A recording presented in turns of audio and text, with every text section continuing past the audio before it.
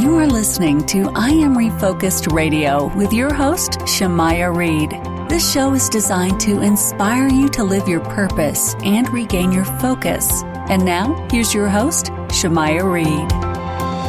Hey, welcome to I Am Refocused Radio. We have a bonus show once again. And tonight is a special one because we're talking to an amazing entrepreneur, artist, painter, all the way from Australia. That's right. All the way from Australia. We have a bonus show tonight with the one and only Danielle Weber. She is doing amazing work with her. She's doing so many things with your favorite artists, actors, actresses. She's probably painted most of them by now. So without further ado, I want to welcome Miss Danielle to the show and ask, how are you doing?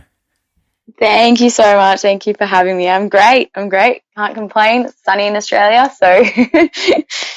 So, man, tell the audience just a little bit about Danielle and tell us, how did you get started into painting? Awesome. Yeah, so I'm 26 years old, and about 10 years ago, when I finished school, I was planning on being a food scientist. And my parents were sort of wondering, as they saw a talent in me, they were sort of wondering why I'd be going down that path. So I ended up studying health sciences and arts and just built up my business throughout my studies. And yeah, 10 years later, I'm painting some awesome people, getting commissioned by some incredible sports people, actors, musicians, and, traveling around the world for my work. So it's amazing. And for you to do what you're doing on your level, I wish people could see right now, but since you're listening to podcasts, just take this mental note. In the description, we'll have her website. You can go to danielsartwork.com. Once again, that's danielsartwork.com. And you also follow her on social media, because if you just look at these paintings, it's crazy. Like, if you look at just one painting of her, like posing to one that's already finished, if you just read the comments, like everyone's comments is like, just like in disbelief, like, man, like your work is legit. Don't worry, most of the time I finish pieces and I'm like, how did I do that? Because I remember when we first had you on Refocus Magazine as a feature, you did some cool little thing with The Rock. And if y'all don't know who that is, Dwayne Johnson. So tell the audience how that happened, where you had an opportunity to make a cool connection with The Rock. Yeah, so I think that was nearly 5 years ago now. I did a commission painting for a client, and he actually saw that, reshared it, and was just like, oh, looking forward to meeting you. And I was like, huh? Like, what's going on here? I live on the other side of the world. And I ended up doing a painting of him and his mum, because my parents obviously pushed me to pursue something that, wasn't a guaranteed income or a guaranteed profession, I guess. And he's obviously come from nothing and had his family and especially his mum support him from the get-go. So yeah, like, I guess I could sort of relate to that, and I decided to do a painting of him and his mum. He saw that, and I was actually traveling around America, and he was working on Central Intelligence back then. And I flew up to Boston and hung out on set with him and got to have some pretty awesome chats with him, and have sort of kept in contact ever since. You see, everyone listening right now is like, oh man, this is a teaser. We want more. So if you can, what's some of the, with that experience, being able to pick his brain, not anybody has that opportunity to do that. So you're one of the few elect that has the opportunity to, especially with someone with his background, with his major success, with his work ethic. How was that experience like, being able to, like you said, hang out with him on set and picking his brain? What was some of the golden nuggets of wisdom that he shared with you? Do you know what's so crazy? I was trying to ask him questions because I don't like talking about myself when I meet new people. I'm always intrigued. It doesn't matter who they are. And he literally kept saying, oh, what about your family? What about, you have brothers and sisters? And he literally kept, turning it back to me. So that's just a perfect representation of the kind of person he is. It's crazy. But, I guess the first encounter I had with him, I was a lot younger, and I was probably just like, what am I doing here? Because it happened quite quick. But I guess, I guess we spoke about, his long days and how he gets up in the morning, he trains in the morning, works during the day. Most of the time he trains at night too. And I guess I was just sort of asking him about how he maintains such a insane work ethic. And I was asking him about his family. And in more recent times, we've had talks about, and I guess he's sort of had more like short-term and long-term goals for me, which is crazy. Like he was sort of like, my goal is to get you to this amount of followers, and then in the long-term connection with bigger brands. And, this is not a race. It's not a sprint. It's something that we take slowly. So I sort of just I've got that ingrained in me now. And when I feel like my business isn't going to plan, I'm like, you know what? The Rock says it's not a race. It's not a sprint. Just take your time. Like keep hustling, keep going. Because, I guess all businesses have their days and all people have their days, and he would too. So, yeah, I guess one of the main things he said is like, you're always smiling. So I sort of always, try to stand by that. And that's one of the things that sort of drew him to me and my page. And that was the main question that I did ask him. Yeah. And that's the way it's supposed to be, having your clear target goals. And that's pretty awesome that, like, I'm happy for you to meet someone like that, because number one, that's epic. And number two, just being able to like further that dialogue with him and have him like just be your supporter, like that says a lot about him and yourself. He saw something in you, obviously, and he believed in your craft and what you were doing with your vision. Because I know that there's got to be people pulling your, coattail, asking for advice, like other artists in your area. How have you had opportunity to be a source of influence too for other local artists? Yeah, definitely. I get hundreds and hundreds of messages daily and weekly. And I guess, I always reply. Like if I've missed anyone, I'm sorry, but I always make a conscious effort to spend, 2 hours a day on my phone replying to everyone's questions. And I also create some content like on YouTube and whatnot, and try to create content that they can see my process. And I'm always there for artists to sort of, because I know it's hard, it's not an easy journey, but I guess that's the biggest thing that keeps me going, is seeing that I am inspiring other people to follow, not only as an artist, but as any, in any craft. Or basically my main motto is just to follow what you love, because, life's too short. You don't want to be ending up doing something you don't love every day. So, and I've had people who aren't in my field that have simply made a career change, and they're a lot happier for it. So yeah, definitely it's massive. The Rock influences people, on a larger scale, but it doesn't mean I can't influence people on a smaller scale and maybe more intricate, but that's all right. So yeah. And I have to ask this question. Does it almost feel like you're living like a dream? Do you ever have to pinch yourself and say, man, is this really happening? Yeah, I do. Because for me, it's just, it's like when you're sort of born to do something, when people come up to me on the street and they're like, oh my God, like I'm a big fan, I love your work. I'm like, it's so weird. Like, I just paint. It's not a big deal. Like I just paint. So yeah, it is quite strange for me. I sat there when I was like 2 and 3 years old, just drawing. It was always the norm, and it's still the norm for me now. It's not any, to me, I don't feel like I do anything different, or it's just, it's just what I do. So it is strange. How do you balance that to where, you stay focused on your goals and your vision for your work? How you keep yourself focused when you're starting to have a fan base now, where, like you said, people are starting hitting you up like, oh my God, that's you on Instagram. Oh my God, that's you on Facebook. How do you keep yourself, still on your on top of your game? I think family, honestly, that's the first thing that came to my mind, is like having a really close-knit family, really humble, hardworking family. So I think, being around them, they would never let me, stop doing what I'm doing. And same with my friends and my partner. They're all so supportive. So when I do have my down days, because, I talk about, and I do talk about it quite openly, sometimes when you have those highs, the lows after that are quite, a lot to deal with. And I guess when you love something so much, it hits you a lot harder. So I think my family and my friends and the people around me, and having a balanced lifestyle, going to the gym, exercising, listening to my mind when I'm like, I don't feel like painting today, so I'm not going to force myself. I think all those things, all those factors really help me stay focused, and taking regular breaks, just to keep that passion and drive alive, definitely. And what's awesome about your work, and by the way, we're talking to Danielle Weber. Your work is so many different things you do. It's not like you're just doing one thing, or if I could say, you can correct me if I'm wrong, but it's not like you're just doing like one type of thing. You're very diverse in your paintings.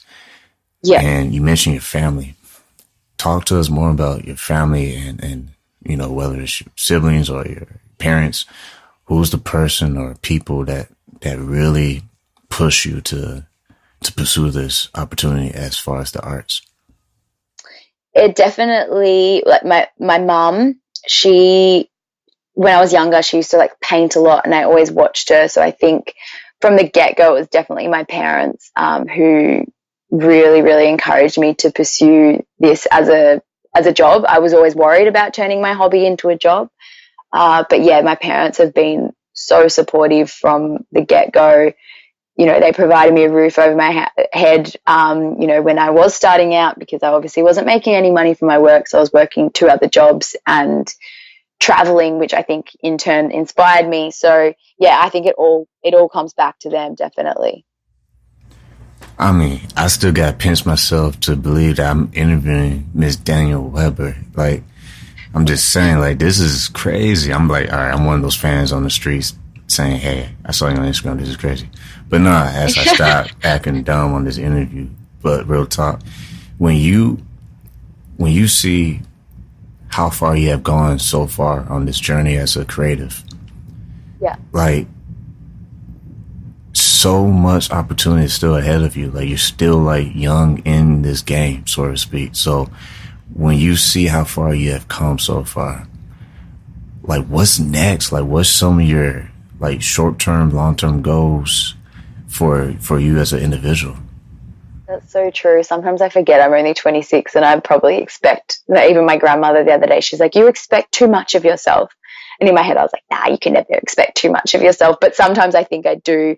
I feel like I always want to achieve more. But at the end of the day, you only have a certain amount of hours. So long-term goals, I mean, I feel like I really want to sort of eventually get into public speaking, or speaking to youths and speaking to parents of youths that are maybe not sure that what they want to do, and just trying to say, hey, it's okay to let your kids pursue something that's, not, you don't think is the norm. You're worried about them not having an income. Well, worry about their mental health, worry about their happiness. So yeah, public speaking and doing talks is definitely something that I'd like to go into eventually. And also maybe art therapy. So, creating a direct link between art therapy and mental health, as I've felt that it's really helped me over the past 10 years with my mental health and where I am today. And so, yeah, that's something I'm pretty passionate about. But I feel like, the more life experience I have, the better I will be when I do end up, in that field or sort of exploring those things. Oh, that's big. That's big. Now, yeah. when someone's listening right now, because like I said, I know the artists, the creatives out there, they're going to be mad at me if I don't do this right. So I got to do it right for all the people out there who is creative like yourself. I'm sure they're probably thinking right now, okay, number one, how does she brand herself to get herself out there? When social media is oversaturated with so many people out there, right? Like, everybody's out there doing their thing. But yeah, I know their question will be, okay, Shemai, ask her this. How do you build yourself to have the courage to put yourself out there? That's a good question. Because it's one thing to be out there, yeah. and then it's another way to, to be vulnerable when you maybe not getting the exposure you wish you had. Yeah, it's so hard. And I think no matter what level you are at, it gets harder, or if not, different. It's different. As I said before, as a creative, you love it so much and you put your all into it. So if you're copying any feedback, or if anything's coming your way, it's always going to hit you 10 times as hard. So I get that. So I'll put my hand up and say, I totally get that. And I have my days where I'm really down on myself or my work. So putting yourself out there, I got to admit that I'm still too scared to have an exhibition. It's like something that I'm like, no, I'm ready to do. And then, one day I feel like I'm the Hulk and the next day I feel like I can't paint. So it's an emotional roller coaster. I think at the end of the day, you just have to do it and learn the hard way if there are lessons to be learned. You don't want to look back in 10 years' time and be like, oh, I didn't do that because I was too scared about what other people were going to say about my work. Art is so versatile, and so at the end of the day, someone could love your piece and another person could hate it. There's pieces I hate and 20 other people love it. So because it does come down to interpretation and, I guess, opinion, like, you've just got to let go of the fact that, a lot of people might not like your work or what they think about your work. Because if you're telling your own story, they don't know that. Do you know what I mean? So yeah, I think you just have to put all that aside and just go for it. Build up. Building your brand up is hard. Social media, as you said, it is saturated. But try to paint what people can relate to. Try to compromise a little bit and maybe ask people, hey, like, what do you want to see painted? And paint it, because people respond to that, and then that's how you build your brand, and that's how you people notice you, and then that's how you can start to have a little bit of freedom to paint what you want, because people have that respect. And you mentioned your smile earlier, and shoot, your smile is just a masterpiece. That's your creation. So I think people really need to understand, like you were saying just now, being yourself. Just do what it is that you're passionate about, because no one can ever knock what you're passionate about, because it's evident if you're staying true to who you are and what you want to represent. Yeah, exactly. Now, when you see the opportunities that are coming your way, because like I said, you're catching flights. Like, she's so busy. She's about to be doing some more stuff after I end this interview. So I had to respect her time. How do you manage your time, man? Like that, you're not just having opportunities to travel the world and meet us awesome other individuals, but you're still on the grind, creating different paintings and all that activity. So how do you even sleep? How do you manage your time wisely? Yeah, I think sleep was something that I thought that I didn't need until a year ago. So, yeah, look, I don't sleep a lot. Like, as in, I sleep 6 to 7 hours a night. Now I used to only sleep 4 to 5 hours a night, and I've realized that it's not very practical. Managing time is, I honestly think it comes down to organization and balance. And I never used to be organized, but as I got busier and as I was in more demand, I was like, I'm going to disappoint people, and especially the people around me that I care about and I love. And it comes down to respecting. So if you can't actually manage those people that you care about, then you're not going to be able to manage a business. So I've become super schedule in writing. I have 2 whiteboards, so I just write things down everywhere that I can so I don't forget. I'm human, I still forget things. But yeah, I think, you got to fit in your family, you got to fit in, I have a boyfriend as well, so I've got to manage. He's very understanding, so having yourself a really understanding partner. Like, I saw him once last week, and it was for him to come and help me hang things in my gallery. So So yeah, he's very understanding, and I make sure that, if we're feeling like we're not spending any time together, which has been lately, we're like, okay, let's go away for a weekend. And you just block that time out, like, you prioritize. So yeah, I think that there's a few tips in there, but at the end of the day, I seriously think that we need 40-hour days, and then I'd be fine. So, and before we let you go, because like I said, I know your contact is texting me right now. Say, hey, you got 2 minutes, man. You got 2 minutes. So before we let you go, Danielle, people can go to your website, danielsartwork.com. That's danielsartwork.com. What is it that you would like to tell the listening audience, whether they're creative artists or they're a fan? Let you have the floor. What you would like to tell them before you check out the show? first of all, thanks for listening.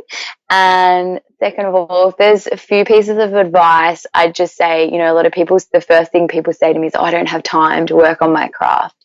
Even if it's half an hour a day, set yourself up a space, whether you're a creative or you want to be a writer or you're in another field, set up a space that you feel comfortable working in, that you don't have to pack up, and set aside half an hour, 20 minutes a day and give yourself that time, because that's probably the biggest gift that you can give to yourself. And I have learned that giving time to yourself or anyone else is probably one of the biggest gifts that you can give. So, yeah, that's probably my piece of wisdom for you. Man, I hope y'all understand how epic this is. This is the only Danielle Weber. You want to remember that name. You want to follow her. You want to go to her website. Once again, the website is danielsartwork.com. And how can they follow you on social media? Is Danielle's Artwork Official on Instagram, and I have Danielle's Artwork on Facebook. Awesome. Well, once again, thank you, man, Danielle, all the way from Australia. Man, representing Australia very well. Thank you so much for taking time to be on this show, I Am Refocused Radio. And I know I said I only had the last words, but I'm going to let you close us out. Have the honors and close out this show for us. Oh, have an awesome night, everybody, and thank you for listening. Boom. Thank you so much. Y'all have a good one.